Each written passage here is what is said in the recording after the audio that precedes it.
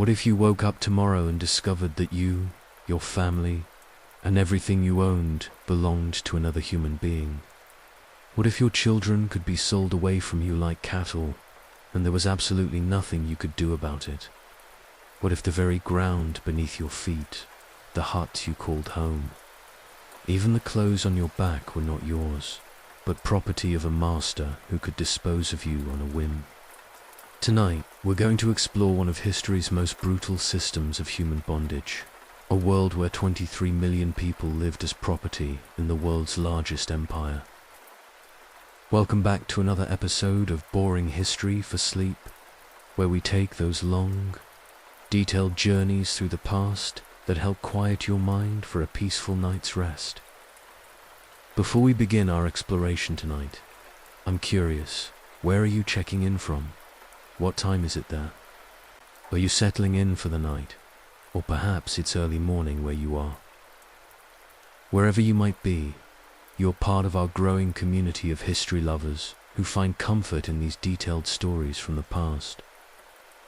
If you truly enjoy these boring history stories that help you drift off to sleep, please consider hitting that like button and subscribe to support our channel. And please, take a moment to comment below about what historical topic you'd like us to explore next. Or just check in and let us know how you're doing.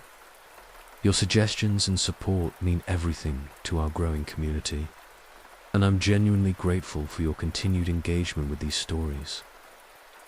Now, before we begin tonight's journey back to Imperial Russia, you might want to turn the lights down low. Maybe put on a fan for some gentle background noise and get comfortable. We're about to spend the next 2 hours exploring a world that existed for centuries. A system so ingrained in Russian society that it shaped the empire until the very moment it was finally abolished in 1861. Tonight, we're stepping into the frozen fields and cramped huts of Russian serfdom, where human beings were bought, sold, and owned like livestock for over 2 centuries. We'll experience the bone-chilling cold of Siberian winters, the back-breaking labor that defined daily existence, and the crushing psychological weight of knowing that you and your children belonged to another person. This is the story of how 23 million Russians lived under a system of bondage that made American slavery look almost merciful by comparison.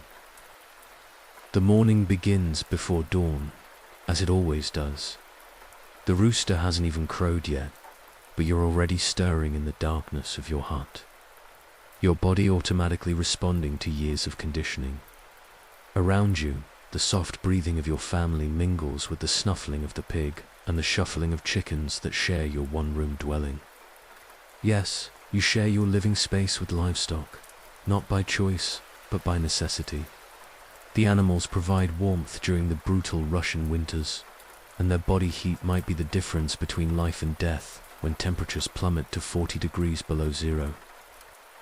Your home, if you can call it that, measures roughly 12 feet by 12 feet. Within these walls live you, your wife, your 3 children, your elderly mother, and whatever animals you've been allowed to keep. The walls are made of rough-hewn logs, chinked with moss and mud that never quite keeps out the wind. The floor is packed dirt, covered with straw that you change when you can spare it from feeding the animals. There are no windows, because glass is a luxury beyond imagination, and any opening would let in the killing cold. The smell hits you before you're fully awake. It's the accumulated odor of unwashed human bodies, animal waste, cooking smoke, and the sour smell of fermented cabbage that serves as one of your primary foods. This smell is so constant, so pervasive, that you've long since stopped noticing it. It's simply the smell of existence, the olfactory signature of survival. You rise carefully, trying not to wake the others, though everyone will be stirring soon enough. Your body aches in ways that seem to penetrate your very bones. Your hands are already cracked and bleeding from yesterday's work, and they'll crack and bleed again today. Your back feels like someone has driven railroad spikes into your spine, the result of years of bending over crops, hauling water, and lifting loads that would break a modern person. The first task is to check the fire. If it's died during the night, you're in serious trouble. Fire means warmth, cooking, and most importantly, survival. You carefully add precious fuel, probably dried dung mixed with straw, because wood is too valuable to burn freely. The smoke has nowhere to go except through a hole in the roof, so the hut fills with acrid smoke that makes your eyes water and your lungs burn. But you're grateful for that smoke, because it means warmth, and warmth means another day of life. Your wife stirs, and together you begin the morning routine. There's no bathroom, of course. Bodily functions are handled outside, regardless of weather, in a small area behind the hut. In winter, this becomes an exercise in speed and endurance. The human waste is carefully preserved, not from any sense of sanitation, but because it's valuable fertilizer that might mean the difference between a harvest that sustains life and one that brings starvation. Breakfast, such as it is, consists of whatever you managed to save from yesterday. Perhaps there's some kasha, a thin gruel made from buckwheat or barley. If you're lucky, there might be a crust of black bread, dense and sour and more filling than nutritious. The bread is made from whatever grain you've been allowed to keep after paying your master's taxes, often mixed with bark, peas, or even sawdust to make it stretch further. Water comes from a well shared with other serf families, assuming the well hasn't frozen solid. In winter, you might have to melt snow or ice, using precious fuel to do so. The water is often contaminated, carrying diseases that kill as efficiently as starvation or cold. But clean water is not a luxury you can afford to worry about. As you eat this meager meal, you're acutely aware of the sound of bells in the distance. Church bells, calling the faithful to morning prayers, but more importantly to you, they mark the time. Your day is not your own. Every moment is measured against the labor you owe your master, the work that you must complete to avoid punishment, to earn the right to tend the small plot that feeds your family. Your master owns everything. He owns the hut you sleep in, the clothes you wear, the tools you use, even the shoes on your feet. More devastatingly, he owns you, your wife, your children, and your elderly mother. At any moment, for any reason or no reason at all, he could decide to sell any of you. Families are regularly broken up, children sold away from parents, husbands separated from wives. There is no legal protection, no appeal, no hope of justice. You are property as surely as the plough horse or the milk cow. The work begins with the first hint of light on the horizon. In summer, this means 14 or 15 hours of back-breaking labor in fields that stretch to the horizon. You'll spend your day bent over, planting, weeding, or harvesting crops that you'll never taste. Your hands will blister and bleed, your back will scream in agony, and the sun will burn your neck and arms until they're raw and peeling. But winter brings its own unique tortures. The ground freezes so hard that breaking it requires tremendous effort. Your primitive tools, little more than sharpened sticks and rough metal implements, are barely adequate for the task. You'll spend hours clearing snow, chopping ice, hauling water, and tending animals that are as miserable and cold as you are. The clothing you wear offers little protection against the elements. Your shirt is made of rough hemp or linen, coarse enough to chafe your skin raw. Your pants are similarly rough, patched and repatched until they're more patched than original fabric. Your shoes, if you have them, are simple leather wraps or crude wooden clogs that provide minimal protection against rocks, thorns, or freezing ground. The psychological weight of serfdom is perhaps even more crushing than the physical hardships. You live with the constant knowledge that you have no rights, no future, no hope of improvement.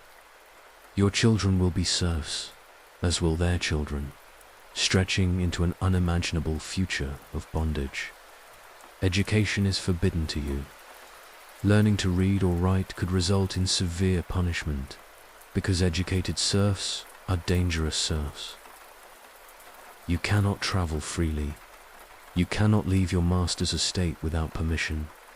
You cannot choose your occupation, your spouse, or even your place of residence.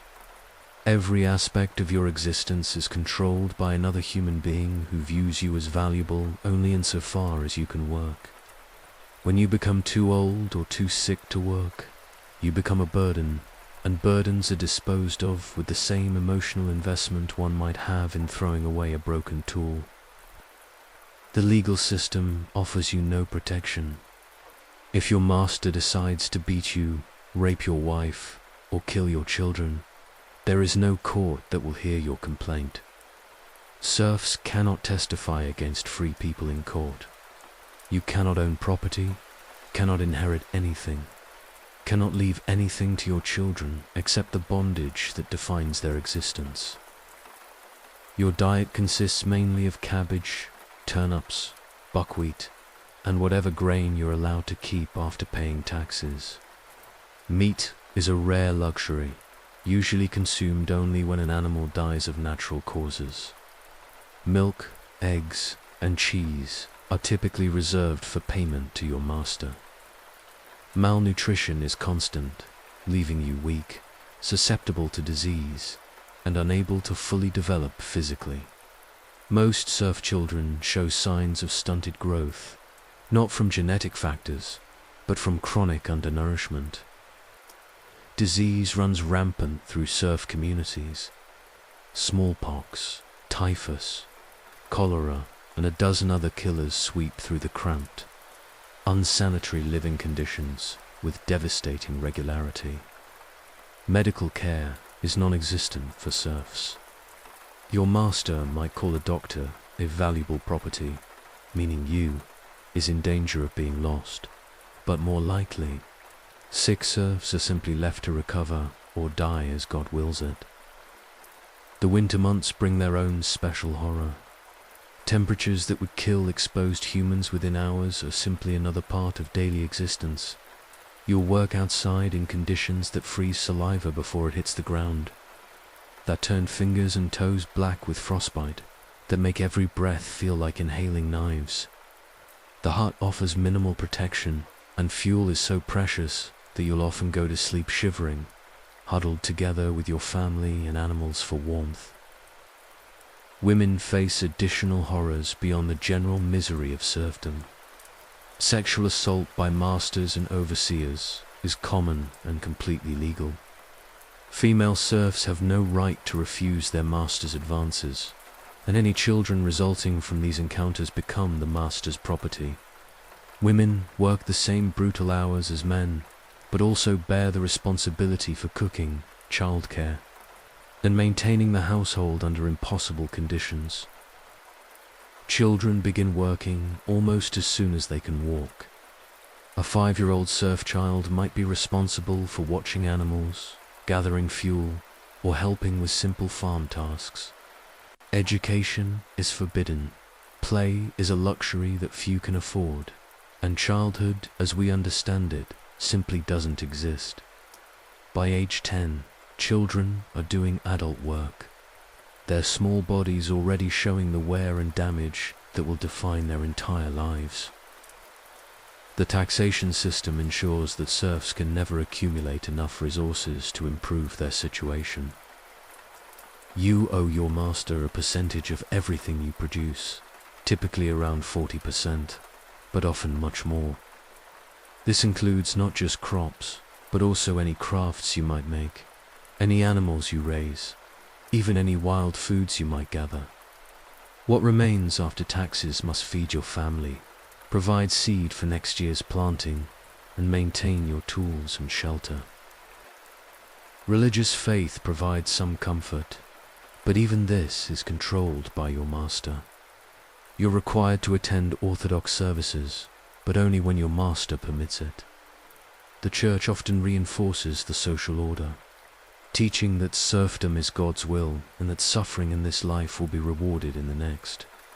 Some serfs find genuine comfort in these beliefs, while others see through the convenient theology that justifies their bondage. The system is designed to be inescapable. Runaway serfs, if caught, faced brutal punishment, including flogging, branding, or exile to Siberia. The few who successfully escape often find that freedom without resources is simply another form of death sentence. Where can you go when you have no money, no skills beyond farming, no connections, and no legal existence? Even the rare acts of kindness from masters serve to reinforce the system rather than challenge it. A master who treats his serfs relatively well is praised for his benevolence, as if choosing not to torture your property makes you virtuous. These kind masters are still buying and selling human beings, still denying them basic human rights, still perpetuating a system of absolute power over other human beings. The social isolation of serfdom creates its own special torture. You cannot freely associate with people from other estates without permission. Marriages between serfs belonging to different masters require complex negotiations, as if you were livestock being bred rather than human beings forming families. When such marriages are permitted, couples often face the agonizing choice of living apart or having one spouse sold to join the other's master's estate, a transaction that reinforces their status as property rather than people. The legal framework surrounding serfdom is designed to be completely inescapable. You cannot sue for freedom, cannot appeal to any court, cannot claim any right that supersedes your master's ownership. If your master decides to exile you to Siberia, to separate you from your family, to force you into military service for 25 years, or simply to beat you to death in a drunken rage, there is no legal recourse whatsoever. The law recognizes you only as property, not as a person with rights or dignity. The pass system ensures that even temporary escape is nearly impossible. Any serf traveling beyond their master's estate must carry written permission specifying exactly where they're going and when they must return. Being caught without proper papers results in immediate detention, brutal punishment, and return to your master, who will likely inflict additional penalties for the attempted escape. This system of internal passports creates an invisible prison that extends across the entire empire. The psychological impact of generational bondage cannot be overstated. You were born a serf, your parents were serfs, your grandparents were serfs, stretching back through generations until the origins of your family's bondage are lost in the mists of time. You will die a serf, your children will be serfs, and their children after them. There is no horizon of hope, no distant possibility of change, nothing but endless repetition of the same brutal existence. The Russian Orthodox Church, which might be expected to provide spiritual comfort and advocate for human dignity, instead largely reinforces the existing social order. Priests teach that serfdom is part of God's plan, that suffering in this life will be rewarded in the next, that rebellion against your master is rebellion against God himself. Sunday services become another mechanism of social control, teaching acceptance and obedience rather than questioning or resistance. The rare moments of celebration in serf life, religious festivals and weddings, are themselves constrained by the realities of bondage. You cannot celebrate without your master's permission, cannot gather in large groups without supervision, cannot express joy too freely lest it be interpreted as discontent with your station. Even happiness must be carefully rationed and controlled. Another aspect of existence that belongs not to you, but to the person who owns you. The economic exploitation extends beyond simple labor extraction. Masters often force serfs to purchase goods from estate stores at inflated prices, creating debt that can never be repaid. You might be required to buy salt, tools, or cloth at prices triple their market value, with the cost deducted from the meager earnings you're allowed to keep. This debt bondage creates an additional layer of control, ensuring that even the small economic independence you might achieve is quickly consumed by mandatory purchases. The threat of military conscription hangs over every serf family like a sword of Damocles. The Russian army requires soldiers for 25-year terms of service, essentially a life sentence given the mortality rates and conditions of military life. Masters use this threat as punishment, selecting serfs who displease them for military service, which often means never seeing your family again. The lottery system that determines who gets conscripted creates constant anxiety and provides another tool for master control. Alcohol provides one of the few escapes available to serfs, and unsurprisingly, alcoholism is rampant throughout serf communities. Vodka offers temporary relief from physical pain, emotional anguish, and the crushing awareness of your hopeless situation. Masters often encourage drinking, viewing drunk serfs as less likely to organize resistance and more willing to accept their fate. The village tavern becomes a place where the pain of existence can be temporarily drowned, even as the long-term effects of alcoholism make an already difficult life even harder.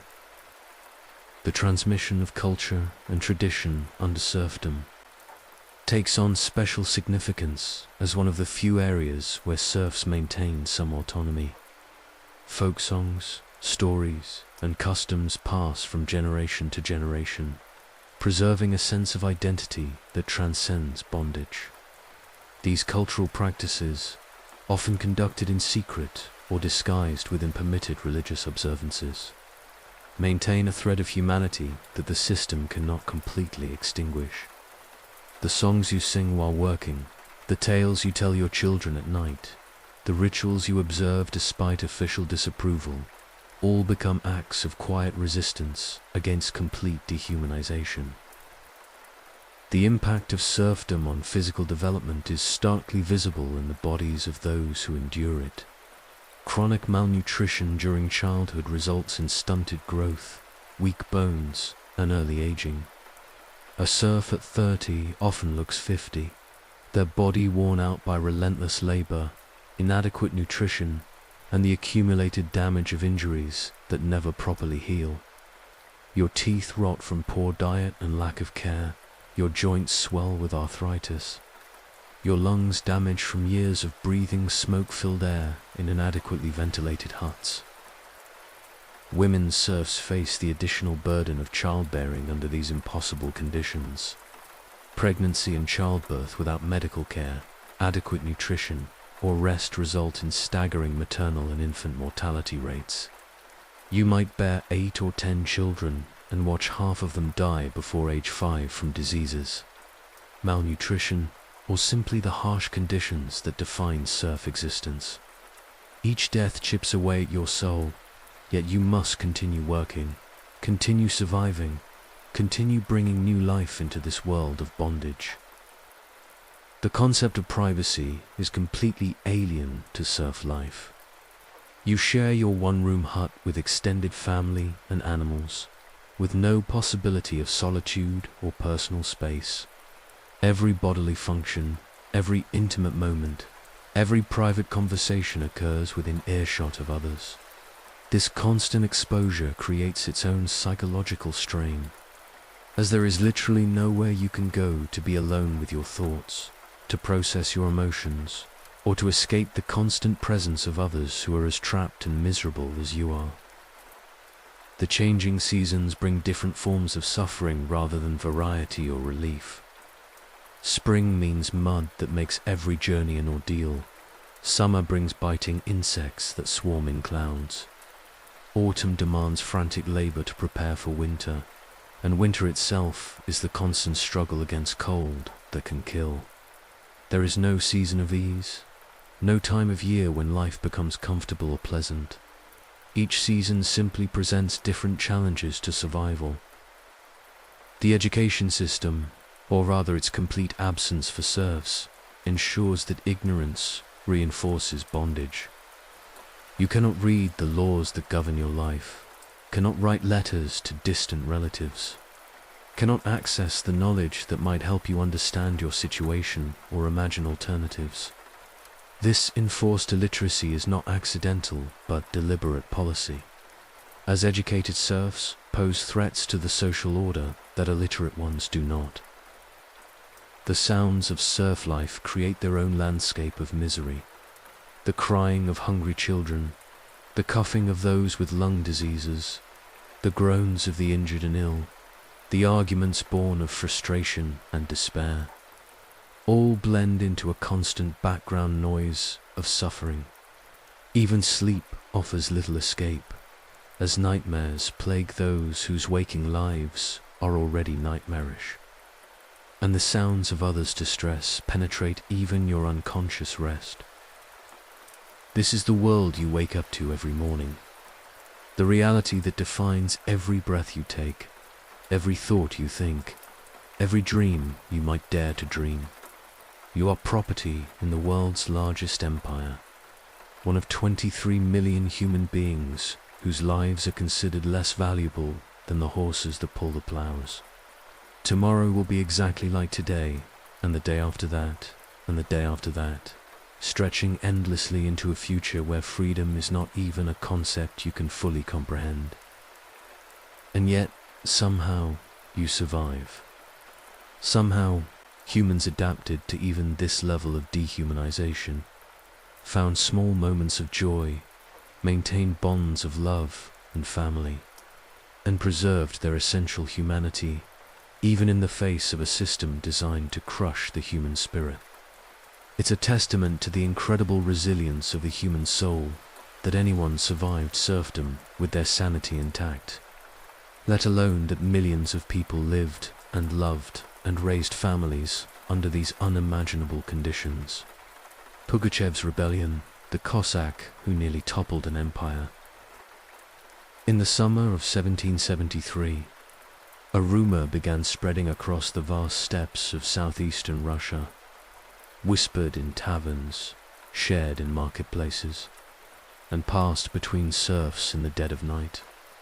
The rumor was impossible, treasonous, and utterly captivating. Tsar Peter III, who had supposedly died 11 years earlier, was alive. Not only was he alive, but he had returned to claim his rightful throne and to free every serf in the Russian Empire. The man making this audacious claim was a Don Cossack named Yemelin Pugachev, and within months he would control territory larger than France and command an army that would shake the very foundations of Catherine the Great's empire. Yemelin Ivanovich Pugachev was born around 1742 in the village of Zimoviskaya on the Don River, the same village that had produced another famous Cossack rebel, Strunka Razin, a century earlier. From his earliest years, Pugachev embodied the fierce independence and martial spirit that defined Cossack culture.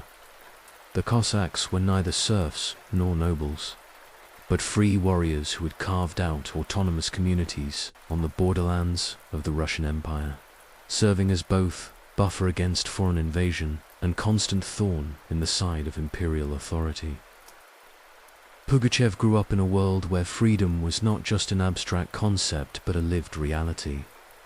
Cossack communities governed themselves through democratic assemblies, elected their own leaders, and maintained military traditions that made them formidable fighters.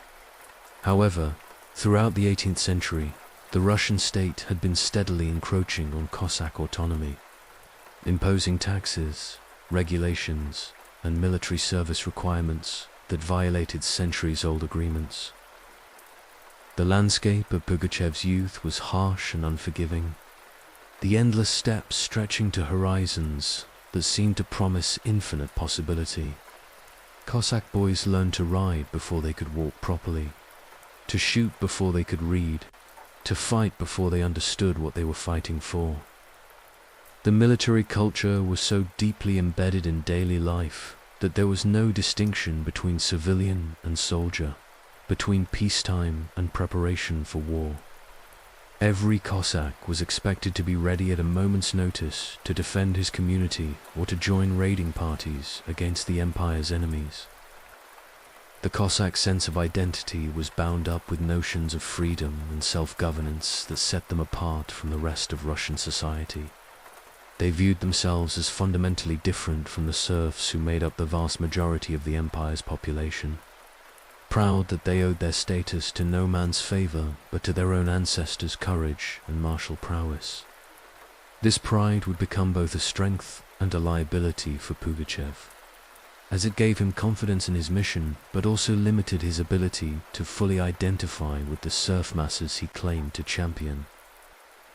As a young man, Pugachev served in the 7 Years' War and later in the Russo-Turkish Wars, where he distinguished himself as a capable soldier and natural leader.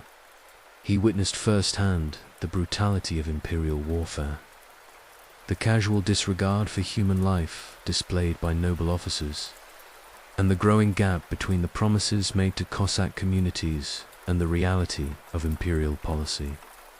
These experiences planted the seeds of resentment that would later bloom into full-scale rebellion. During the 7 Years' War, Pugachev saw action in Prussia and Poland, experiencing the grinding reality of 18th century military campaigns where disease killed more men than combat, where supply lines constantly broke down, leaving soldiers to forage or starve, and where officers lived in comfortable quarters while common soldiers slept in the mud. He watched noble officers receive credit for victories won by common soldiers' blood, saw promotions based on family connections rather than battlefield performance, and learned to despise the system that treated men like him as expendable resources.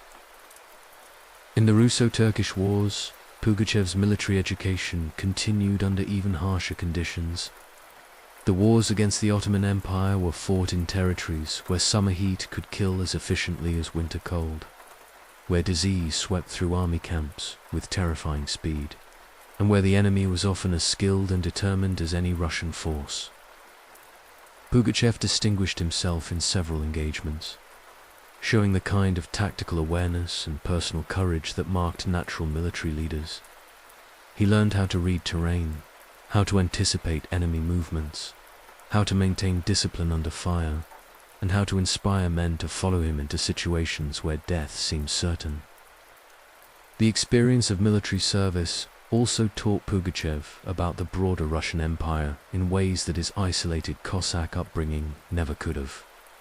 He encountered soldiers from every corner of the empire, heard their stories of life under different conditions, learned about grievances that extended far beyond Cossack communities. He met old believers who faced religious persecution, ethnic minorities who chafed under Russian rule, factory workers conscripted from the Ural mining regions who spoke of conditions barely better than slavery. These encounters broadened his understanding of the empire's social tensions and provided him with knowledge he would later use to build his revolutionary coalition. Pugachev's personal life during these years was marked by the typical hardships of a common soldier. He married young, fathering children, and struggled to support his family on meager military wages that were often paid months late, if they were paid at all.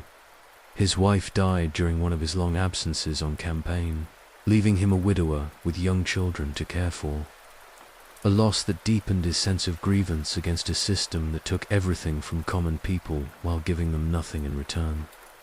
He remarried, but his second marriage was also marked by the instability and poverty that characterized life for those outside the privileged classes. The death of his first wife affected Pugachev profoundly, creating a bitterness that never entirely left him. He had been fighting the empire's wars, risking his life in service to a system that supposedly protected families like his. Yet when his wife needed help during her final illness, no assistance came. The community support systems that might have sustained her had been eroded by constant military conscription and imperial interference in Cossack affairs. This personal tragedy became emblematic for Pugachev of the larger betrayal of the common people by their supposed protectors. The immediate catalyst for Pugachev's transformation from disgruntled veteran to revolutionary leader came from personal grievance combined with broader social tensions. In 1772, he deserted from military service, claiming illness, and began wandering through the Cossack lands of southeastern Russia. Everywhere he went, he encountered communities seething with anger at imperial policies that threatened their traditional way of life.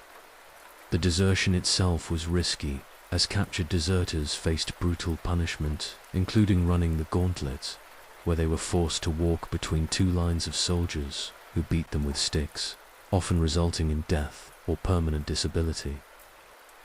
As a fugitive, Pugachev moved through a shadow world of disaffected veterans, religious dissenters, and escaped serfs, all living on the margins of imperial society. He stayed in old believer communities that sheltered him from authorities, met with groups of Cossacks planning resistance to new imperial regulations, and gradually developed a network of contacts that would later form the foundation of his rebellion.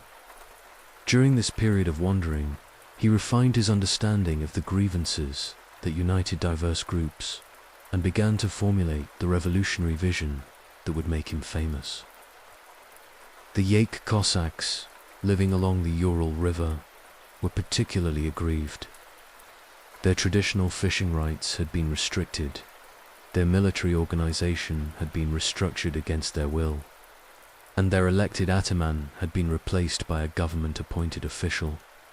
When a group of Yake Cossacks approached Pugachev in late 1772, suggesting that he might be the vehicle for their resistance, the seeds of rebellion found fertile ground.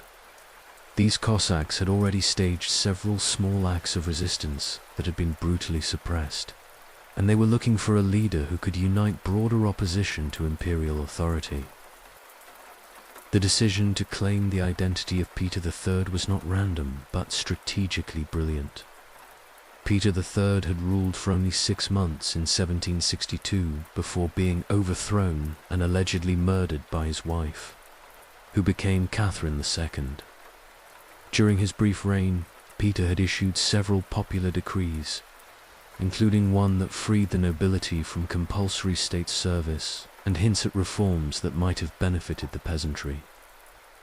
His mysterious death and the suspicious circumstances surrounding it made him a perfect figure for a pretender to adopt. The circumstances of Peter III's death had never been satisfactorily explained to the Russian public. Official accounts claimed he died of natural causes, but rumors persisted that he had been murdered, possibly strangled or poisoned on Catherine's orders. The fact that his body was not displayed publicly for the usual period of lying in state, and that the funeral was conducted with unusual haste, fueled speculation that something sinister had occurred. Over the years, several pretenders had already claimed to be the miraculously survived Peter III, though none had achieved the success that Pugachev would attain. Pugachev's physical resemblance to Peter III was minimal at best, but in an age before photography or widespread literacy, few people had any clear idea what the late Tsar had actually looked like. More importantly, Pugachev possessed the charisma and military bearing that made his claim believable to people desperate to believe in the possibility of change. He was tall and strong, with the confident bearing of a military veteran, and he had learned during his years of service how to project authority and command respect. He cultivated an imperial persona, studying what little he knew of royal mannerisms and adopting a formal style of speech that he imagined befitted a monarch.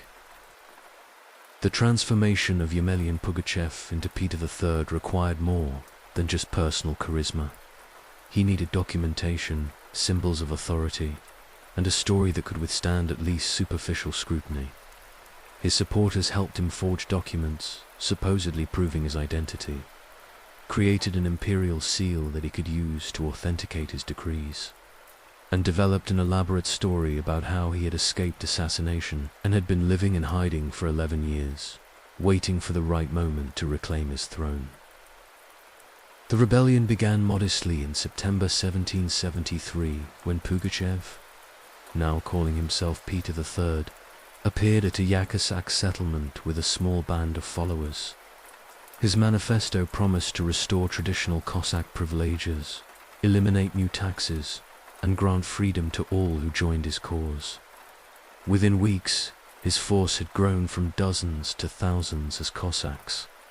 Old believers, Bashkirs, and other disaffected groups flocked to his banner. The first manifesto that Pugachev issued in the name of Peter III was a masterpiece of revolutionary propaganda. It promised Cossacks the restoration of their traditional rights and privileges, guaranteed religious freedom to old believers and other dissenting sects, pledged the elimination of noble landowners and the distribution of their estates to the people, and most dramatically, declared the complete abolition of serfdom throughout the Russian Empire. These promises addressed the specific grievances of diverse groups while articulating a broader vision of social transformation that gave the rebellion an ideological coherence that previous peasant uprisings had lacked. Pugachev's early military successes were stunning. His forces captured fortress after fortress along the Yaik River, and with each victory, his legend grew. Unlike previous peasant uprisings that had been poorly organized and easily crushed, Pugachev's rebellion showed remarkable strategic sophistication. He established a military hierarchy based on Cossack traditions, but adapted for large-scale warfare, created a primitive but effective logistics system, and most importantly, articulated a vision that appealed to diverse groups across the empire. The capture of the first fortress was crucial to establishing Pugachev's credibility. The small garrison, undermanned and undersupplied, surrendered after only token resistance, providing the rebels with much-needed weapons, ammunition, and supplies. More importantly, the victory demonstrated that imperial forces could be defeated, that the seemingly invincible power of the state could be challenged successfully. News of the capture spread rapidly, drawing more recruits to Pugachev's banner and inspiring other communities to rise against their oppressors.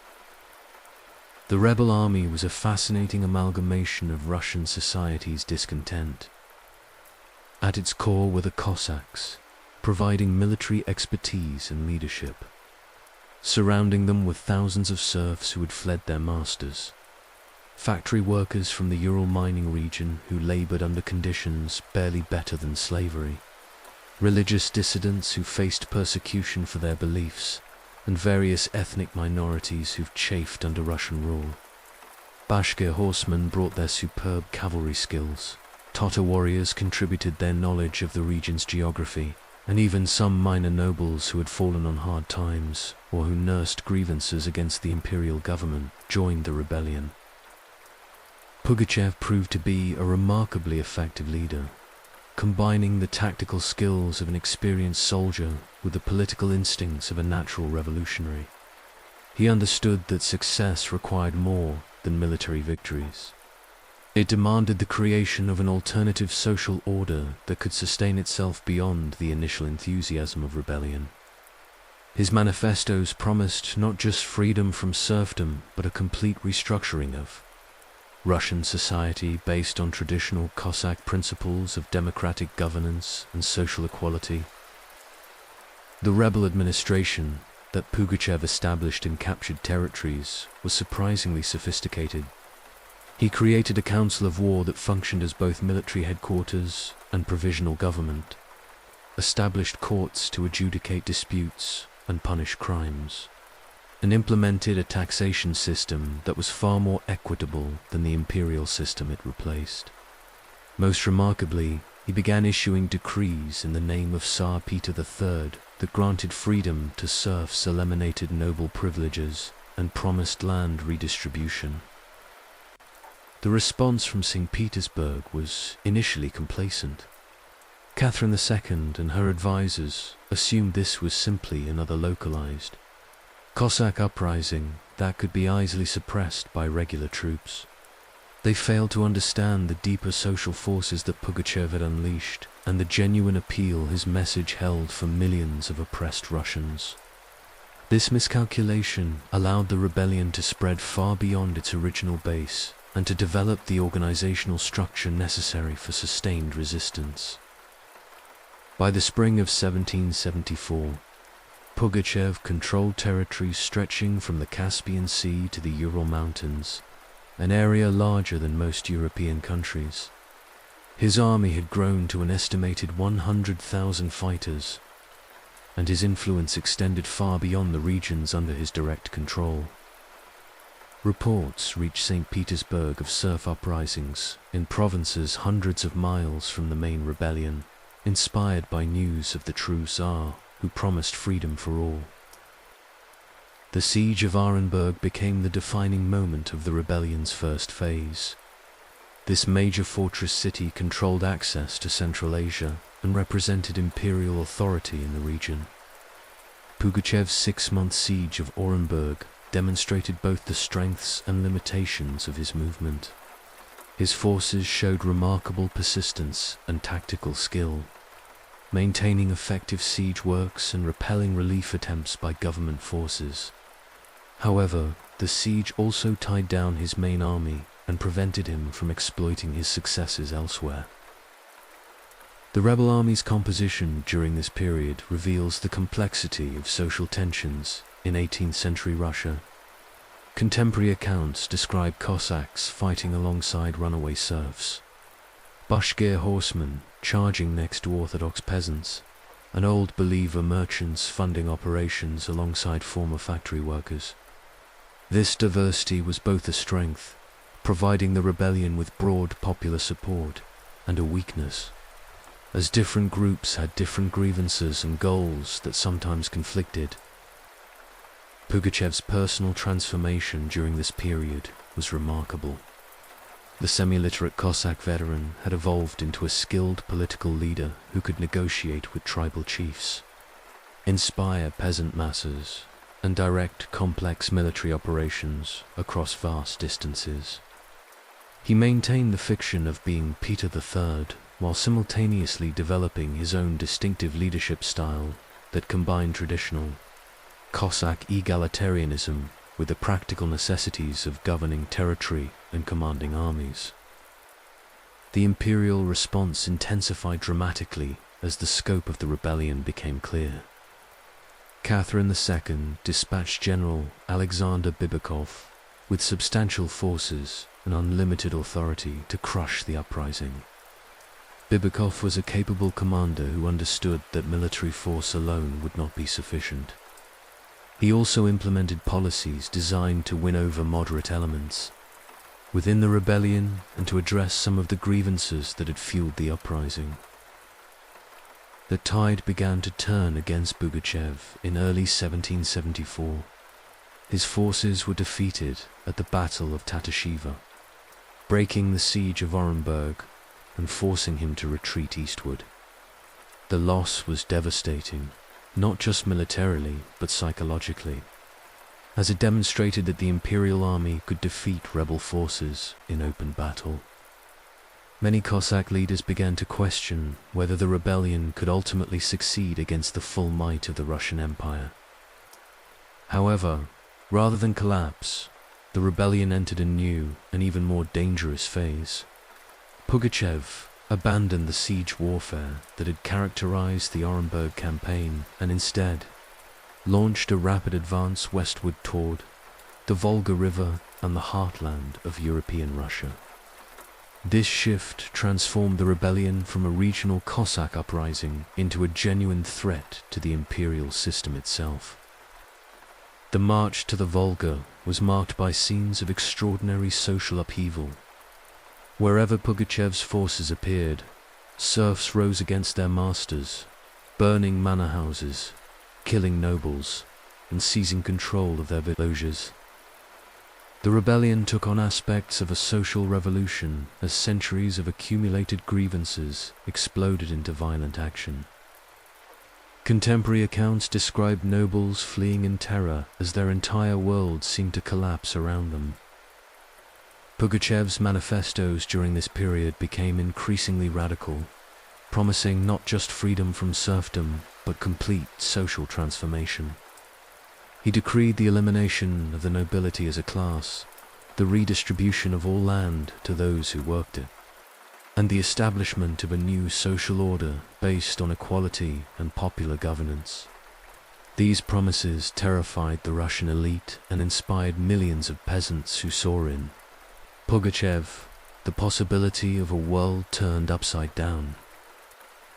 The capture of Kazan in July 1774 represented the high point of Pugachev's rebellion. This ancient city was one of Russia's most important regional centers, and its fall sent shockwaves throughout the empire. For a brief moment, it seemed possible that Pugachev might actually march on Moscow itself, potentially triggering a general uprising that could topple Catherine's government. However, the victory at Kazan also revealed the fundamental limitations of the rebel movement. Pugachev's forces proved capable of capturing cities, but struggled to hold them against determined counterattacks.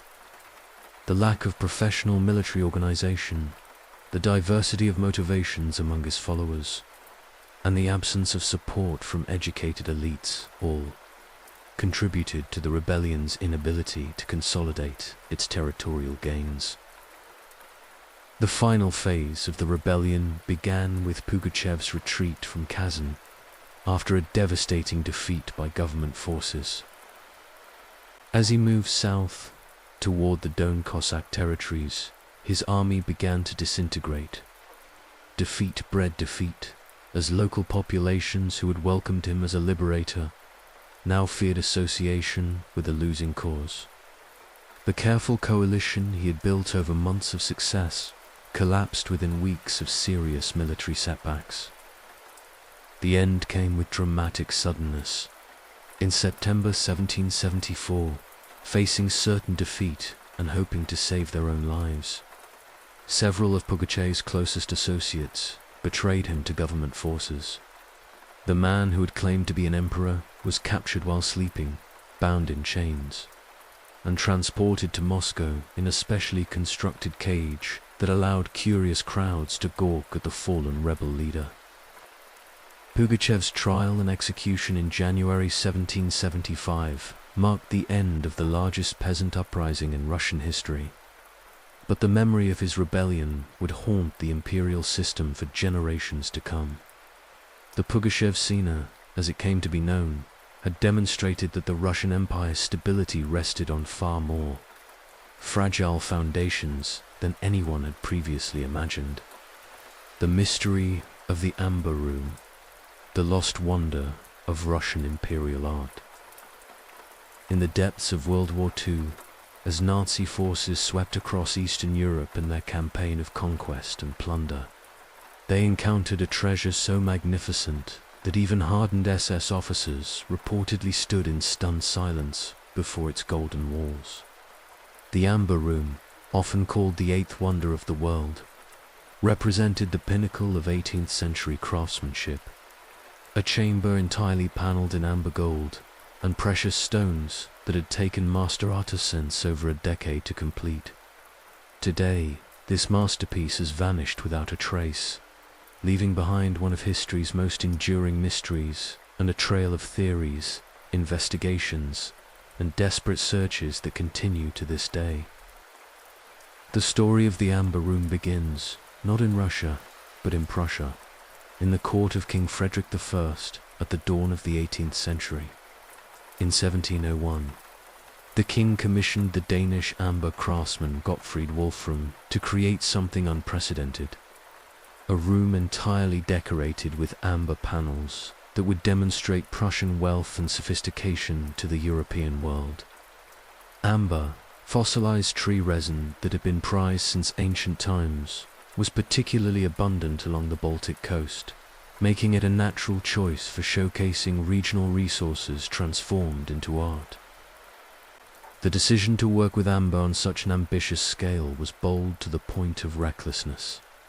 Amber had been used for centuries in jewelry and small decorative objects, but never before had anyone attempted to create architectural elements from this delicate material.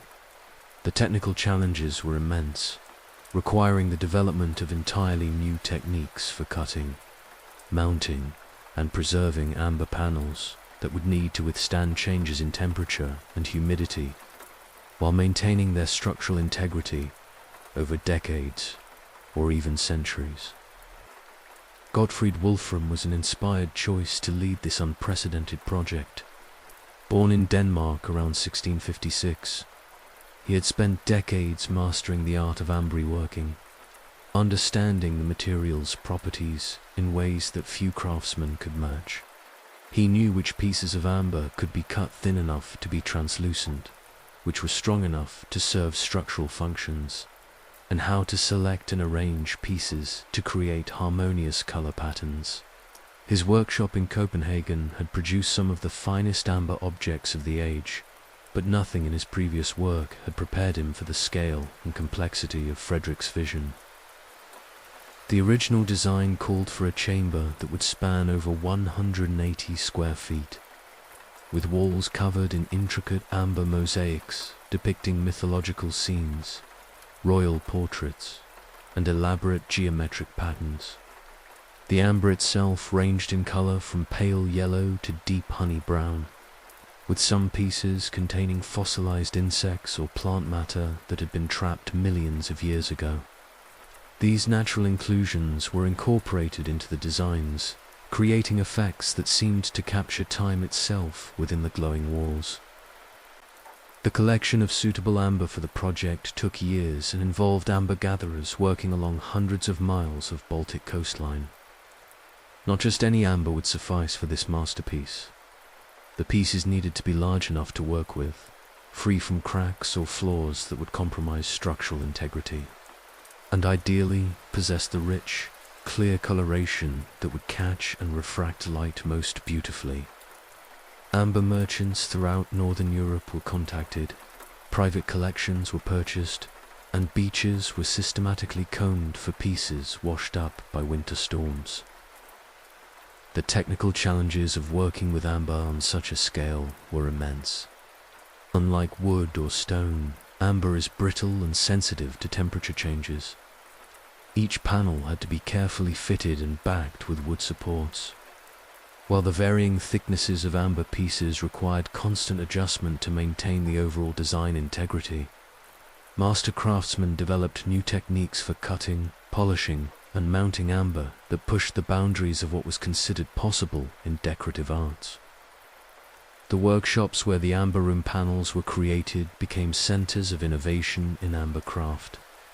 Artisans experimented with different adhesives to bond amber to wooden backings, tested various methods for cutting amber without causing it to shatter, and developed polishing techniques that would bring out the stone's natural luminescence without weakening its structure. Apprentices spent years learning skills that had been unknown just months before, as the project demanded constant innovation and problem-solving. Gottfried Wolfram worked alongside Andreas Schluter, the renowned architect and sculptor who had designed much of Berlin's royal architecture. Together, they created a system of amber panels that could be mounted on wooden frames, allowing the room to be disassembled and reassembled if necessary. This modular approach would prove crucial to the room's survival through multiple relocations over the following centuries. Schluter's architectural genius ensured that the panels would fit together seamlessly, while also being removable for transport or restoration. The collaboration between Wolfram and Schluter represented a meeting of two very different artistic traditions. Schluter brought the grand vision of Baroque architecture, with its emphasis on dramatic effects, theatrical presentation, and the manipulation of space and light to create emotional impact. Wolfram contributed the intimate knowledge of materials and craft techniques necessary to realize this vision in amber. Their partnership, though sometimes contentious as artistic egos clashed, produced innovations that influenced decorative arts throughout Europe. The amber panels were complemented by extensive gilded carvings, mirrors, and precious stone inlays that reflected and amplified the warm glow of the amber. Venetian mirrors were specially commissioned to fit between the amber panels, creating an interplay of reflection and luminescence that changed throughout the day as natural light shifted through the chamber's windows. The overall effect was described by contemporary observers as walking inside a jewel box, with every surface catching and refracting light in subtly different ways. The gilded carvings that framed and complemented the amber panels were works of art in their own right. Master woodcarvers created elaborate rococo designs featuring cherubs, garlands, military trophies, and royal insignia, all covered in gold leaf so thin it seemed to float on the surface. These golden elements provided visual contrast to the warm honey tones of the amber, while also serving the practical purpose of concealing the joints and mechanical fixtures necessary to mount the delicate amber panels. King Frederick I died in 1713 before the room's completion, and his successor, Frederick William I, had little interest in such elaborate decorative projects. The new king was focused on military expansion and viewed the amber room as an expensive frivolity that served no practical purpose. This shift in royal priorities created an opportunity that would ultimately transfer this masterpiece to Russia. Frederick William I, known as the Soldier King, actively disliked artistic extravagance, preferring to spend state resources on building Prussia's military strength rather than on decorative luxuries. The nearly completed amber room sat in storage for several years, a victim of changing royal tastes and priorities. The panels were carefully preserved, wrapped in cloth and stored in secure rooms within the Berlin Palace, but they served no function and brought no glory to their owner. Frederick William I reportedly considered selling the panels, or even having the amber extracted and repurposed for military equipment, demonstrating his utter lack of appreciation for the artistic achievement they represented. In 1716, during a diplomatic visit to Berlin, Tsar Peter the Great of Russia expressed profound admiration for the nearly completed amber room. Frederick William I, eager to cement an alliance with Russia against their common enemy, Sweden, made a decision that would become legendary in the annals of diplomatic gift-giving. He presented the entire amber room to Peter the Great, along with a group of Prussian soldiers to serve in the Russian army. The gift was both generous and practical, trading something Frederick William considered useless for Russian military support that he desperately needed. The diplomatic context of this gift was complex and fascinating. Peter the Great, who had spent years traveling through Western Europe learning about shipbuilding, military tactics, and administrative systems, represented exactly the kind of modernizing monarch that Frederick William hoped to cultivate as an ally. By giving Peter the amber room, Frederick William was not only cementing a military alliance, but also demonstrating Prussia's cultural sophistication and manufacturing capabilities. The gift was meant to impress upon Peter that Prussia was a worthy partner, capable of producing works that rivaled anything created in France or Italy. The transfer of the amber room required extraordinary logistical planning. The amber panels, mirrors, and decorative elements filled 18 large crates that were carefully transported overland to St. Petersburg. Russian craftsmen, working under the direction of German specialists, reassembled the room in Peter's summer palace. Though the installation revealed that some panels had been damaged during transport and others were missing entirely. The journey from Berlin to St. Petersburg, covering hundreds of miles of primitive roads, was an achievement in itself, requiring careful packing, constant supervision, and protection from weather and thieves. The reassembly process in St. Petersburg revealed numerous challenges that had not been anticipated. The room's original design had been created for a specific space in the Berlin Palace, and the dimensions did not perfectly match the chamber Peter had designated for its installation. Russian craftsmen had to improvise, creating transitional pieces to fill gaps and modifying the arrangement of panels to fit the new space. Some of the more intricate assembly techniques had not been fully documented, forcing workers to reverse engineer solutions based on examination of the panels themselves. Peter the Great's death in 1725 left the Amber Room's future uncertain once again. His successors showed varying degrees of interest in the masterpiece, but it was Empress Elizabeth who truly recognized its potential. In 1755, she ordered the room to be moved to the Catherine Palace in Tsarskoye Selo, outside St. Petersburg, where it would be expanded and enhanced to fit a much larger space. Elizabeth, who had a passionate interest in art and architecture, saw the Amber Room as an opportunity to create something that would surpass even the grandest rooms at Versailles. The expansion project, overseen by the Italian architect Bartolomeo Francesco Rastrelli, transformed the Amber Room from an impressive curiosity into a true wonder of the world. The original Prussian panels were supplemented with new amber work, created by Russian craftsmen who had spent years learning the specialized techniques required. The expanded room now covered over 590 square feet and contained an estimated 6 tons of amber.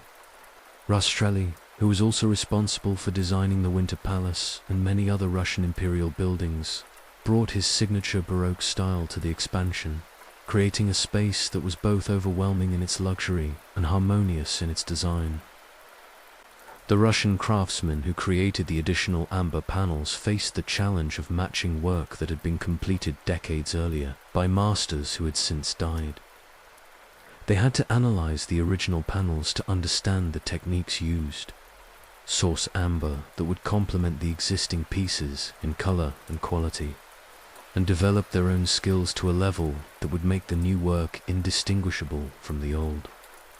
This process took years and represented one of the most ambitious restoration and expansion projects in 18th century European art. Rastrelli's design incorporated for Florentine mosaic panels depicting the 5 senses, crafted from precious and semi-precious stones. These mosaics, created in Florence specifically for the Amber Room, represented some of the finest examples of Italian stonework of the period. The combination of amber's warm glow with the precise detail of Florentine mosaic created visual contrasts that enhanced both elements. Each mosaic was a masterpiece in itself, created by artisans who spent months selecting and cutting tiny pieces of jasper, agate, lapis lazuli, and other stones to create images of extraordinary realism and beauty. The technical sophistication of the completed Amber Room was extraordinary even by 18th century standards. The amber panels incorporated over 100,000 pieces of amber, each individually cut and fitted to create seamless, decorative schemes. The panels depicted everything from mythological scenes to portraits of Russian royalty, with some sections featuring amber pieces so thin they were translucent, creating effects similar to stained glass windows. The variety of techniques used in the room's decoration made it a virtual encyclopedia of amber working methods, preserving knowledge that might otherwise have been lost. The room's lighting system was carefully designed to maximize the amber's natural luminescence. During the day, tall windows allowed natural light to penetrate the amber panels, creating a warm, honey-colored glow that shifted throughout the day. In the evening, strategically placed candles, and later, gas fixtures, provided illumination that seemed to make the walls themselves glow from within. Visitors often remarked that the room appeared different at every hour of the day, as changing light conditions revealed new details and created different atmospheric effects. Contemporary descriptions of the completed amber room emphasize its almost supernatural beauty. Visitors reported feeling as though they had entered a cave made of solidified sunlight, with walls that seemed to pulse with their own inner fire. The French philosopher Denis Diderot, who visited the room in 1773, wrote that no description could adequately convey the experience of standing within those amber walls, surrounded by the accumulated light of ancient forests. He spent hours in the room, studying how light interacted with the amber at different times of day, and concluded that it represented humanity's most successful attempt to capture and preserve light itself. The amber room served not just as a decorative space, but as a symbol of Russian imperial power and cultural sophistication. Foreign ambassadors were routinely brought to see the room as part of diplomatic ceremonies, and its fame spread throughout Europe as evidence of Russian artistic achievement. The room appeared in paintings, prints, and written descriptions that circulated widely, making it one of the most famous interior spaces in the world. Diplomats wrote detailed reports about the room to their governments. Artists created imaginative renderings that spread its fame even to those who could never hope to visit, and travelers' accounts included lengthy descriptions that helped establish the room's legendary status. Throughout the 19th century, the Amber Room remained one of the Catherine Palace's premier attractions. The advent of photography in the latter part of the century provided the first accurate visual records of the room's appearance. Images that would prove invaluable decades later when the room's fate became uncertain. These photographs revealed the incredible detail of the amber work and provide our most reliable guide to the room's original appearance. Photographers struggled with the technical challenges of capturing the room's appearance, as the amber's reflective qualities and the interplay of light made it extremely difficult to produce images that accurately conveyed the space's visual impact. The Russian Revolution of 1917 transformed the amber room from a private imperial treasure into a state museum piece. The new Soviet government, despite its ideological opposition to imperial luxury, recognized the room's artistic and historical significance. It was carefully maintained and opened to public viewing as an example of the artistic achievements possible under enlightened patronage. Soviet propaganda used the room to demonstrate that the new government was preserving Russia's cultural heritage while making it accessible to the masses, rather than reserving it for elite enjoyment.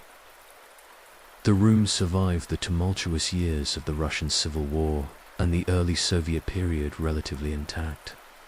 Conservation efforts in the 1920s and 1930s actually improved its condition, as Soviet restoration specialists developed new techniques for stabilizing aging amber and replacing damaged sections. By 1941, the amber room was arguably in better condition than it had been for decades. The Soviet Union's investment in museum conservation, driven partly by propaganda purposes but also by genuine appreciation for cultural heritage, meant that the room received more systematic care than it had under the sometimes neglectful later imperial period. The German invasion of the Soviet Union in June 1941 created an immediate crisis for the amber room's preservation. Soviet museum officials attempted to evacuate the most portable treasures from the Catherine Palace, but the amber room presented unique challenges. The amber panels had become increasingly fragile with age, and previous attempts to remove sections had resulted in significant damage.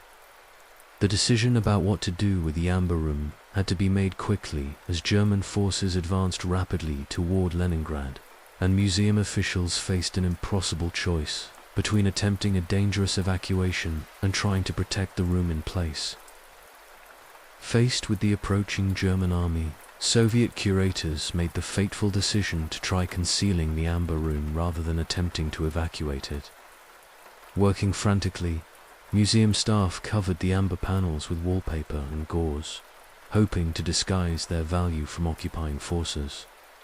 This desperate measure would prove tragically ineffective.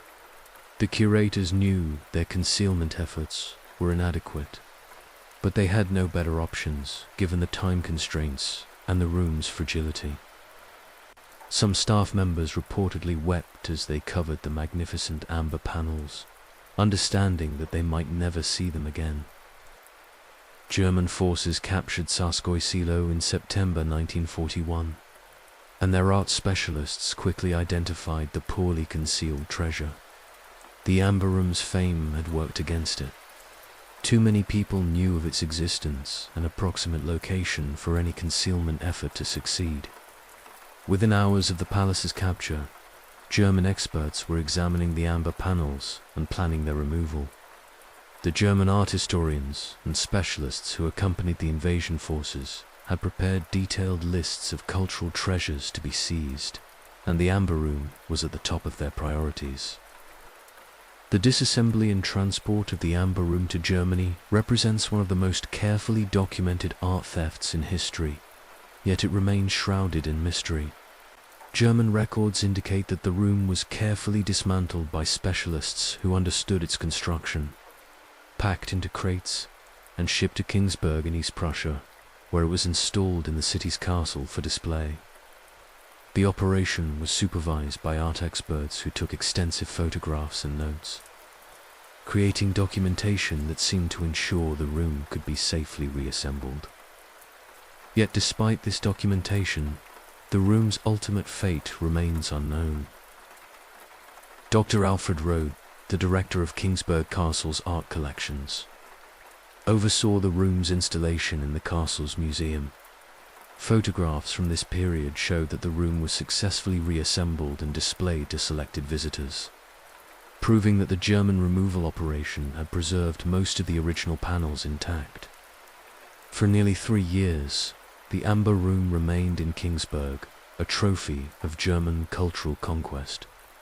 Rode, who was an accomplished art historian, recognized the room's significance and reportedly took great care in its preservation, even as the war turned increasingly against Germany. The final chapter of the Amber Room's documented history began in early 1945 as Soviet forces approached. Kingsburg, Dr. Rode and his staff faced the same dilemma that had confronted their Soviet counterparts 4 years earlier: how to preserve an irreplaceable treasure in the face of military conquest. The decisions made during these final months remain one of history's great mysteries. Rode left few records of his actions during this period, and those who might have known the room's fate either died during the war or disappeared in its chaotic aftermath.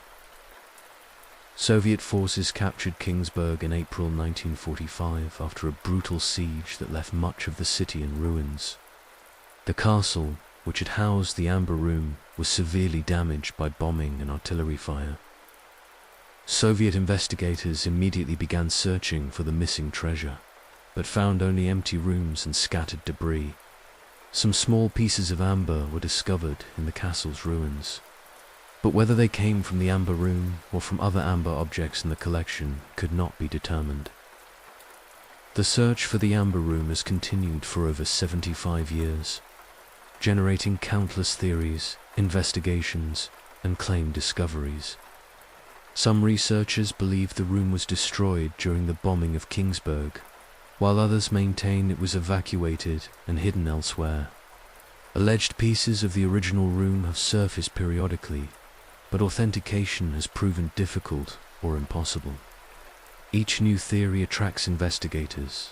Each claimed discovery brings momentary excitement followed by disappointment, and the mystery deepens with each passing year as witnesses die and memories fade. The most persistent theories suggest the room was hidden in underground bunkers, salt mines, or remote castles throughout Germany and Eastern Europe. Each theory has prompted extensive searches involving ground-penetrating radar, historical research, and excavation efforts. Despite these investigations, no conclusive evidence of the room's location has ever been found. Treasure hunters have dug up beaches, explored abandoned mines, and excavated castle cellars, always hoping to find the lost wonder, but always coming up empty-handed. The mystery of the Amber Room has inspired novels, documentaries, and countless treasure hunters who continue searching for clues to its whereabouts. Some investigators focus on decoding German wartime documents, while others pursue oral histories from individuals who've claimed knowledge of the room's fate. The search has become a cultural phenomenon that transcends simple treasure hunting to become a quest for lost heritage. The room's disappearance has taken on symbolic significance as representing all that was lost during the catastrophic violence of World War II.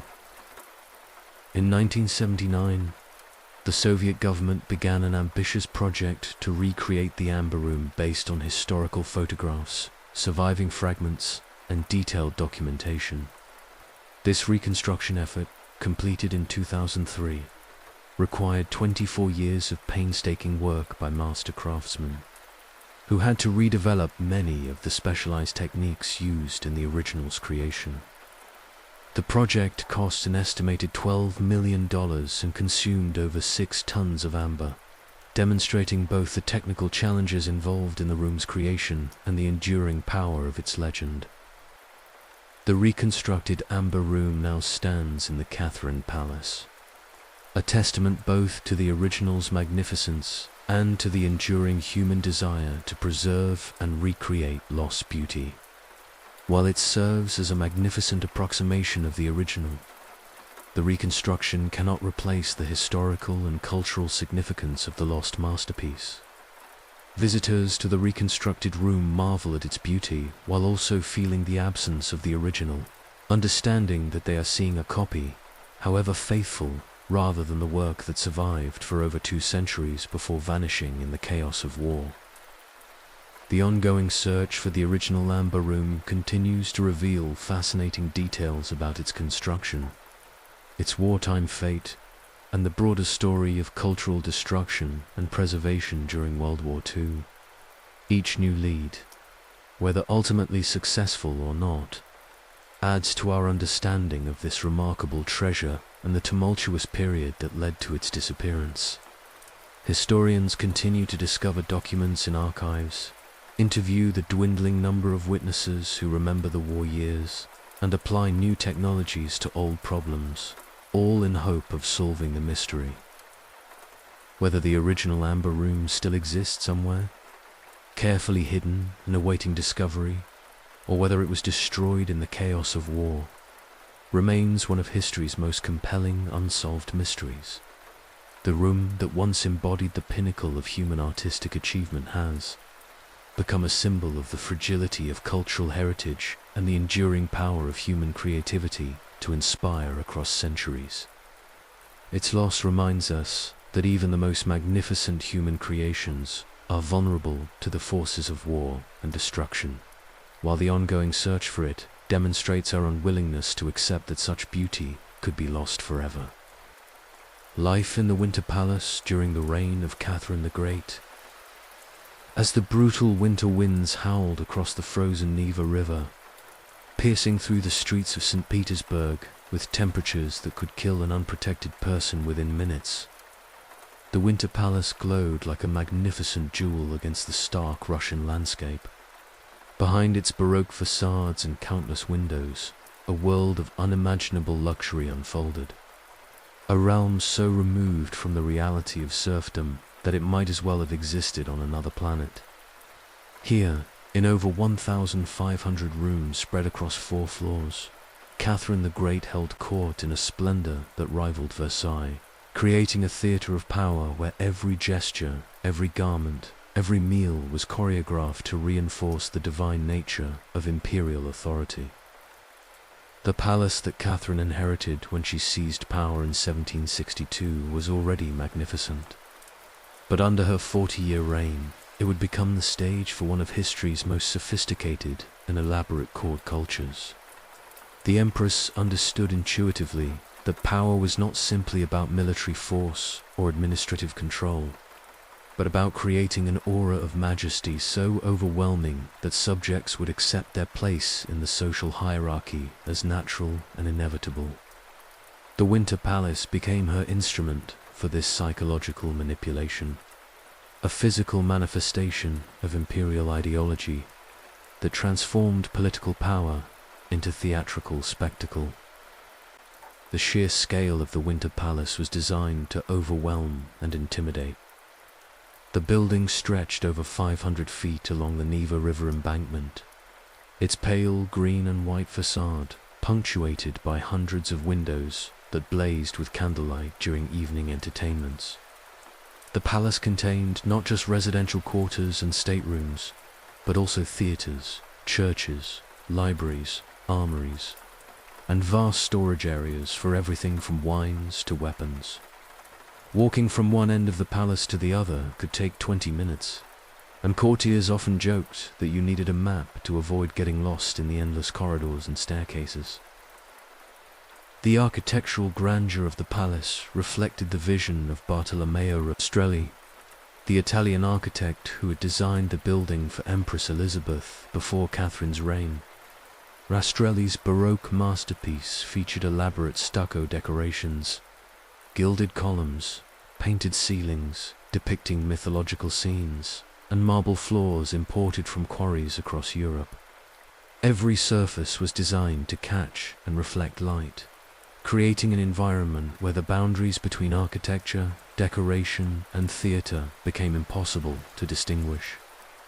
The palace was not merely a building, but a three-dimensional statement about imperial power and cultural sophistication. The morning routine in the Winter Palace began long before the Empress herself stirred in her private apartments. By 5 in the morning, an army of servants was already at work throughout the vast complex, lighting fires in hundreds of fireplaces, polishing marble floors that stretched like frozen lakes between columns, and preparing the elaborate machinery of court life for another day. These servants, many of them serfs brought from distant estates specifically for palace service, moved through the grand rooms like shadows, their presence essential but carefully invisible to the noble inhabitants who would soon fill these spaces. The servant hierarchy within the palace was as complex and rigid as the noble hierarchy it served. At the top were the major domos and housekeepers who managed entire departments of workers, followed by personal servants to high-ranking courtiers, down to the lowliest scullery maids in coal carriers, who might never see the grand staterooms they helped maintain. Each level of servant wore distinctive uniforms that immediately identified their rank and function, creating a visual system of social ordering that extended even to those who owned nothing, not even themselves. The work required to maintain the palace was staggering in its scope and intensity. Teams of servants spent their entire shifts doing nothing but polishing the gilded decorations, using special cloths and compounds to prevent tarnishing. Others were responsible solely for the crystal chandeliers, carefully cleaning each individual prism to ensure maximum light reflection. The marble floors required constant attention, as the winter cold could cause cracking, while the countless windows needed cleaning despite the impossibility of keeping them spotless in a city as sooty as St. Petersburg. The heating of the Winter Palace was itself a marvel of engineering and human labor that revealed the stark contrasts of Russian society. The palace contained over 500 fireplaces and stoves, requiring constant feeding throughout the brutal Russian winter. Armies of servants hauled wood and coal through hidden corridors and service passages, maintaining temperatures that allowed courtiers to wear silk and satin while outside. Peasants froze to death in their huts. The food consumption of the palace during winter months was staggering, representing the labor of thousands of serfs who cut, hauled, and processed the wood that kept the imperial court warm. The network of service, corridors, and staircases that ran throughout the palace like hidden arteries was a world unto itself. These narrow, Undecorated passages allowed servants to move throughout the building without disturbing the aesthetic perfection of the staterooms or intruding on the nobles. Awareness. In these corridors, servants rushed constantly, carrying fuel, food, water, laundry, and messages, their footsteps echoing off bare walls in stark contrast to the hushed elegance of the spaces they served. Some servants spent their entire careers in these passages, never once entering the magnificent rooms they helped maintain. Catherine's personal morning routine was a carefully orchestrated ceremony that began around 7 o'clock with the entrance of her personal attendants. These women, drawn from the highest nobility, competed for the privilege of serving the Empress in the most intimate aspects of her daily preparations. The process of dressing Catherine was not simply about putting on clothes, but about constructing the imperial persona through layers of meaning embedded in fabric, jewelry, and accessories. Each garment carried symbolic weight, each jewel conveyed political messages, and the entire ensemble represented hours of labor by dozens of craftspeople. The Empress's wardrobe contained over 15,000 dresses, each representing not just extraordinary wealth, but specific political and cultural messages. French silks declared Russia's connection to European civilization, while garments incorporating traditional Russian motifs asserted the empire's unique cultural identity. The choice of which dress to wear on any given day involved careful consideration of the day's appointments, the political messages to be conveyed, and the seasonal requirements of court protocol.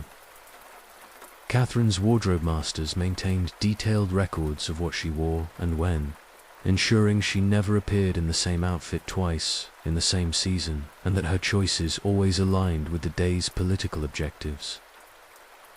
The creation of Catherine's garments represented some of the finest needlework in Europe.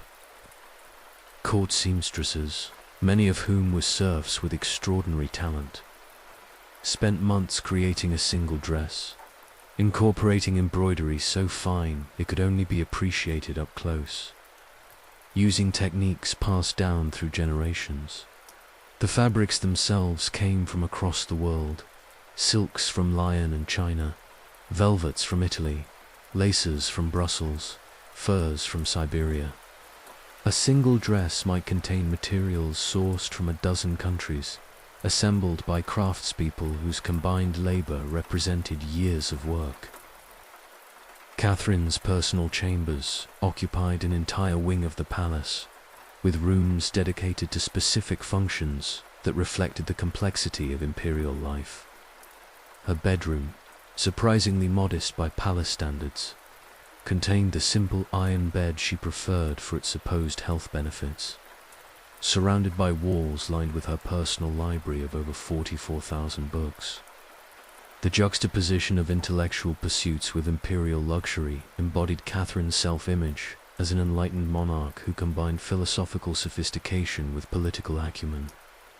She often worked late into the night, reading correspondence, drafting legislation, or working on her literary projects, attended by a small staff of secretaries who transcribed her thoughts and managed her extensive correspondence. The library that Catherine assembled was one of the finest in Europe, containing not just Russian works but books in French, German, English, Italian, and Latin. She corresponded with Voltaire, Diderot, and other Enlightenment philosophers, sometimes spending hours composing letters that discussed political theory, educational reform, and cultural policy. These intellectual pursuits were not mere affectations, but genuine passions. Though Catherine's actual policies often fell short of the enlightened ideals she discussed in her correspondence, the gap between her philosophical principles and practical governance was something she wrestled with throughout her reign. The morning toilette was followed by Catherine's private breakfast, typically taken in her personal study while reviewing the night's dispatches from across the empire. These reports, arriving by relay messengers who rode through snow and cold that would kill ordinary travelers, brought news from territories spanning 11 time zones. Catherine would read accounts of Cossack uprisings in the Ukraine, diplomatic developments in Constantinople, trade negotiations in China, and administrative challenges in Siberia, all while sipping chocolate served in porcelain cups that cost more than most serfs would see in a lifetime. The imperial postal and courier system that delivered these dispatches was itself a marvel of organization and human endurance. Relay stations stretched across the empire, positioned a day's hard ride apart, where exhausted couriers could exchange their spent horses for fresh mounts and pass urgent messages to the next rider. The most important dispatches traveled at astonishing speeds, covering hundreds of miles in just days through weather and terrain that would defeat ordinary travelers. The couriers who maintained this system faced constant dangers from bandits, weather, and simple exhaustion, yet the system functioned with remarkable efficiency. The formal court day began at 10 o'clock with Catherine's appearance in the throne room, a space so magnificent that foreign ambassadors often struggled to maintain their composure upon first entering. The room's walls soared 40 feet above floors of precious marble, while the imperial throne, carved from a single piece of amber and encrusted with thousands of precious stones, sat beneath a canopy of cloth of gold that caught and reflected light like captured sunlight. The throne itself was a work of art that had taken craftsmen 5 years to complete, incorporating amber, gold, silver, diamonds, rubies, emeralds, and other precious materials into a design that symbolized the permanence and divine sanction of imperial power. The daily court ceremonies were elaborate performances designed to reinforce social hierarchies through ritualized interactions. Nobles approaching the empress followed protocols so complex that newcomers to court required months of instruction to avoid committing embarrassing breaches of etiquette. The order of approach, the depth of bows, the precise phrases to be used in addressing the empress, even the direction of one's gaze, all was specified in detailed regulations that transformed social interaction into theater. These protocols were not arbitrary, but carefully designed to physically embody the social hierarchy, making inequality visible and tangible through the very gestures of daily interaction. The etiquette manuals that governed court behavior filled multiple volumes and were studied with the same intensity that theology students devoted to scripture. Every possible social situation had prescribed forms, from how to enter a room where the empress was present, to the proper way to back out of the imperial presence without turning one's back on the sovereign, to the complex rules governing who could speak first in any given situation. Violations of etiquette could result in social disgrace, temporary banishment from court, or in extreme cases, permanent exile from the capital. Catherine's court attracted nobles from across the empire and beyond, creating a cosmopolitan atmosphere that reflected the empress's vision of Russia as a European great power. French was the language of polite conversation. Italian music filled the evening entertainments, and English political philosophy influenced dinner table discussions. Yet beneath this veneer of European sophistication lay the brutal realities of Russian autocracy, where the empress's displeasure could result in exile to Siberia or worse. The contrast between the refined conversations about liberty and enlightenment and the absolute power Catherine wielded over her subjects was a tension that everyone at court felt but few dared acknowledge. The palace's daily routine revolved around a series of formal meals that were themselves elaborate ceremonies. Catherine typically dined in state twice each day, surrounded by courtiers who followed complex protocols, governing everything from the order of service to the topics of conversation deemed appropriate in the imperial presence. The empress ate from golden plates, drank from crystal glasses that were used once and then replaced, and was served by liveried servants whose uniforms cost more than most Russian families earned in a year. The imperial kitchens that produced these meals occupied an entire section of the palace and employed hundreds of people in a complex hierarchy of cooks, sous chefs, pastry specialists, and kitchen servants.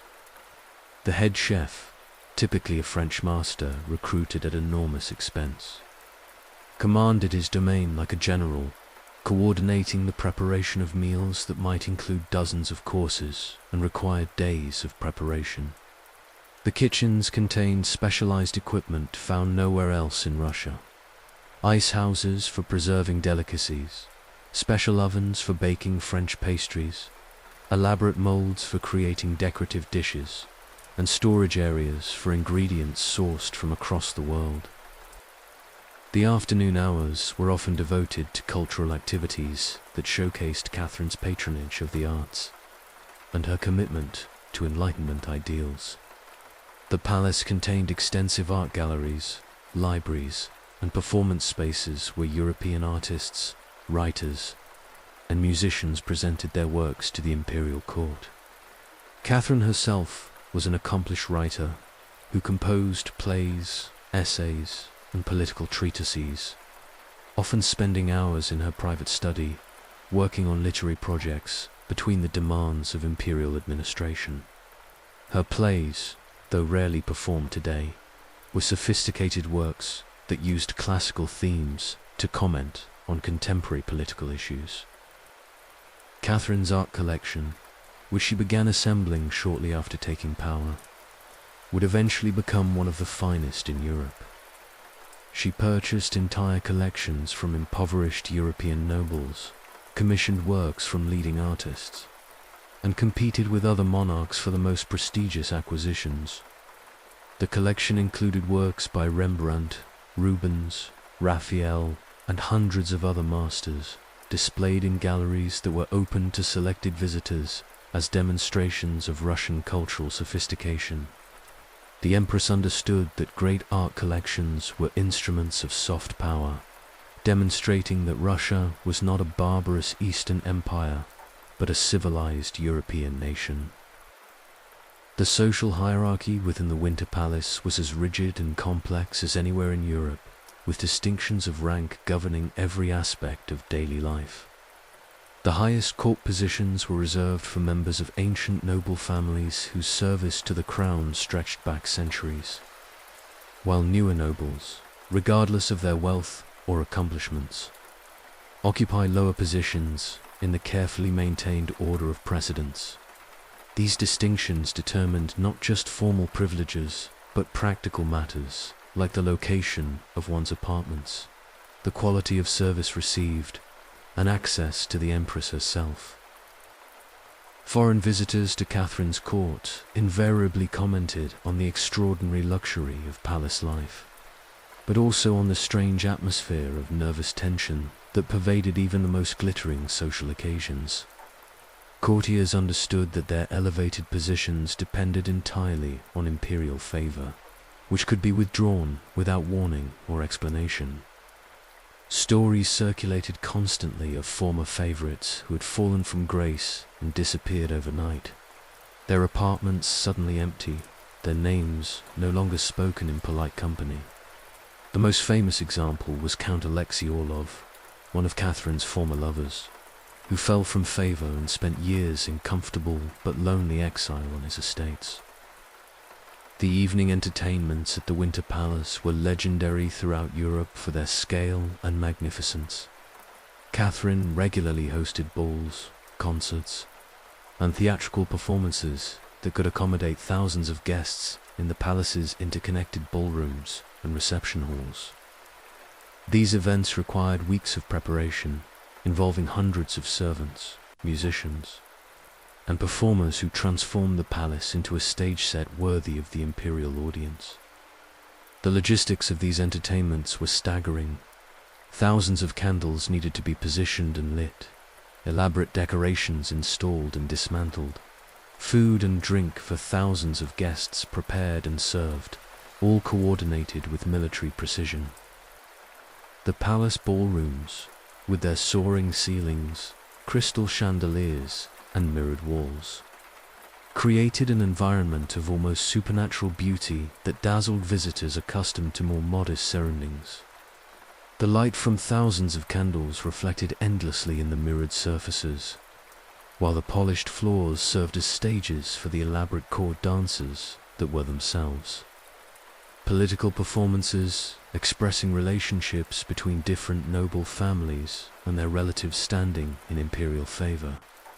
The most important of these ballrooms, the Nicholas Hall, could accommodate 5,000 people and featured a ceiling painted with allegorical scenes celebrating Russian military victories.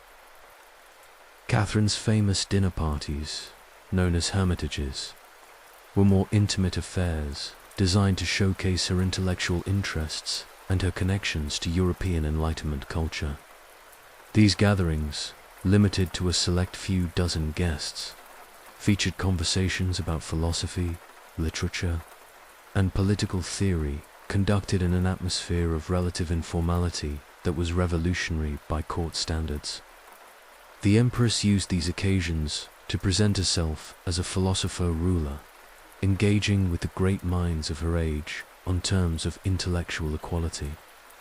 The Hermitage dinners took place in specially designed rooms where the dining table could be lowered through the floor to the kitchens below and raised again, fully set, eliminating the need for servants and allowing for more frank conversation. The practical administration of the Winter Palace required a staff of over 3,000 people, from the highest court officials to the humblest kitchen servants. This army of workers operated according to regulations so detailed they filled multiple volumes, specifying everything from the proper way to light the Empress's morning fire to the protocols for handling foreign diplomatic gifts. The palace functioned as a small city with its own workshops, kitchens, libraries, hospitals, and even prisons for dealing with internal disciplinary matters. There were palace locksmiths, carpenters, upholsterers, jewelers, and specialists in every craft necessary to maintain the complex. The contrast between life in the Winter Palace and the reality experienced by the serfs who supported this luxury was so extreme as to seem almost fictional. While courtiers complained about the temperature of their wine or the quality of their silk stockings, millions of Russian peasants struggled to survive on diets that would be considered inadequate for palace pets. The Empress might spend more on a single evening's entertainment than entire provinces collected in annual taxes. Yet this disparity was accepted as natural and inevitable by a society that viewed hierarchy as divinely ordained. Catherine's private life within the palace walls was itself a carefully managed performance.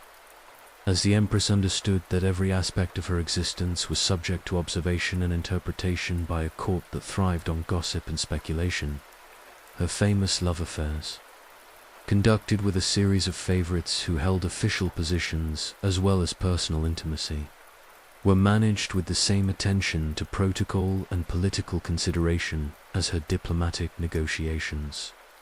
Even passion was subordinated to the demands of imperial image management.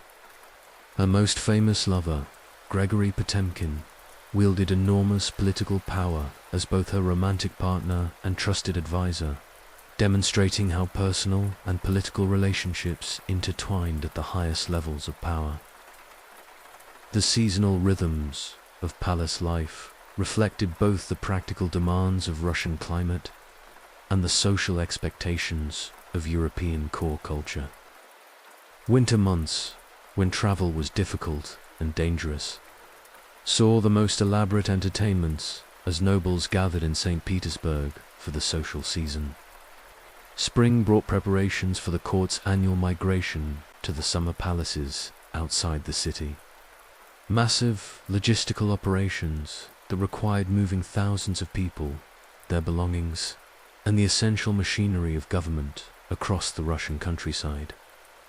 These moves involved hundreds of carriages, thousands of horses, and careful coordination to ensure that the business of empire continued uninterrupted. The palace served not just as a residence but as the administrative center of the world's largest empire. with government offices occupying entire floors and wings of the complex. Foreign ambassadors, provincial governors, military commanders, and church officials all maintained a presence within the palace walls, creating a constant flow of official business that mixed seamlessly with social entertainment.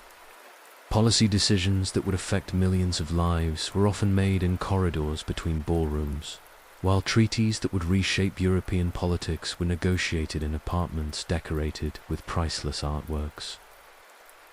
Catherine's personal apartments within this vast complex reflected her intellectual interests and political ambitions as much as her taste for luxury. Her private library contained works by Voltaire, Diderot, and other Enlightenment philosophers, while her writing desk held drafts of legal reforms, architectural plans for new cities, and correspondence with scholars across Europe. The Empress cultivated an image of herself as a ruler guided by reason and philosophy, even as she maintained absolute control over a system that reduced millions of her subjects to the status of property. The daily life of the Winter Palace during Catherine's reign represented the pinnacle of Russian imperial culture, a world where European sophistication and Russian autocracy combined to create something unprecedented in its scale and magnificence. Yet this glittering surface concealed the fundamental contradictions of a society built on the systematic exploitation of human beings, whose suffering supported every luxury, every entertainment, every philosophical discussion that filled the palace's magnificent rooms. As night fell across the frozen capital and the palace windows glowed like stars against the darkness, Catherine's court continued its elaborate performances of power and privilege. In the ballrooms, nobles danced to music played by serf musicians, while in the kitchens, serf cooks prepared delicacies for tables where the rights of man were debated by people who owned other human beings. This was the world of the Winter Palace under Catherine the Great, a realm of beauty and brutality, of enlightenment and oppression, where the distance between paradise and hell could be measured in the space between one room and the next. The legacy of this extraordinary core culture would outlast Catherine herself, shaping Russian imperial tradition for another century and creating cultural memories that would persist long after the last Tsar had fallen, and the Winter Palace had been transformed from a symbol of autocracy into a museum of revolution. The serfs who had supported this magnificence with their labor and their lives would finally gain their freedom in 1861, but the memory of what they had created and what they had suffered would remain embedded in the very walls of the palace that had embodied both the glory and the shame of Imperial Russia. And so we conclude our journey through the world of Russian serfdom, from the frozen fields where millions toiled in bondage, through the fires of rebellion that nearly toppled an empire, past the mysterious disappearance of treasures that embodied imperial glory, to the glittering halls where absolute power created beauty built on the foundation of human suffering.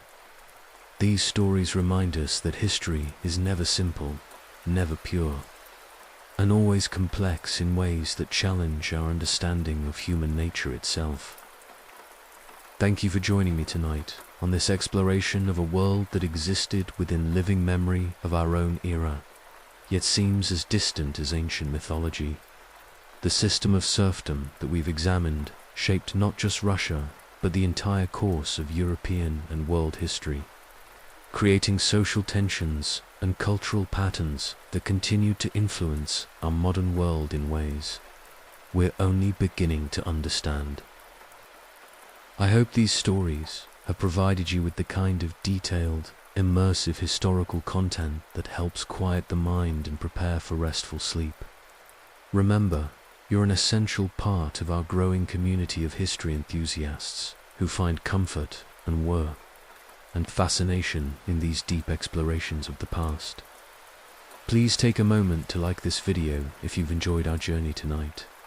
And don't forget to subscribe for more boring history content that's perfect for bedtime listening.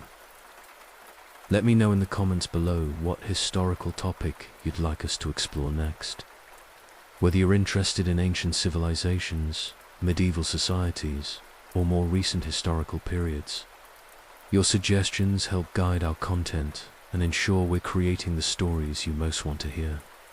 Your engagement and support make this channel possible, and I'm grateful for every comment, like, and subscription that helps us continue bringing these detailed historical narratives to life. Sweet dreams, fellow history lovers, and thank you for spending these hours with me in the fascinating, complex, and often brutal world of Imperial Russia. Until next time, sleep well, and remember that the past is never truly past, but lives on in the stories we tell and the lessons we choose to learn from those who came before us.